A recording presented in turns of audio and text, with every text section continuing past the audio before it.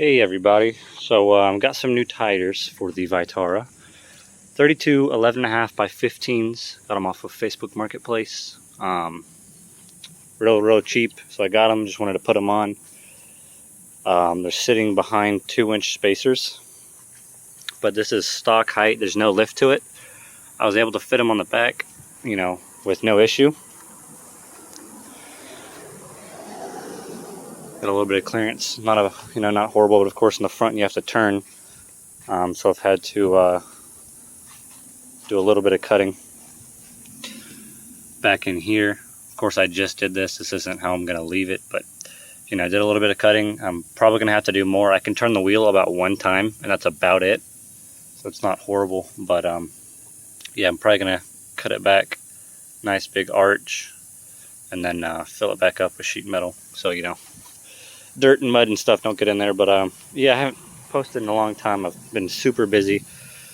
I got a CNC plasma table, and I'm trying to get my shop set up to where I can run that and not be in the Florida heat all day without air conditioning and so on and so on. And I gotta do electrical, and it's just been a big deal. Plus, I work, so. But I know you guys like the Suzuki, so just wanted to post something out there as I did. I didn't even realize it until just now. I was like, hey man, you guys would probably be interested in this. So you can in fact fit 32 11.5s on a 15-inch rim on a stock Geo Tracker Suzuki blah blah blah with a little cutting in the front. I mean, you're not going to get full lock, but I can take corners like that no problem without any rubbing. So I've got my 2-inch lift, the body lift on the way, so we'll be doing that soon. I'd love to get a snorkel. My roof rack needs to be addressed because of how it was built,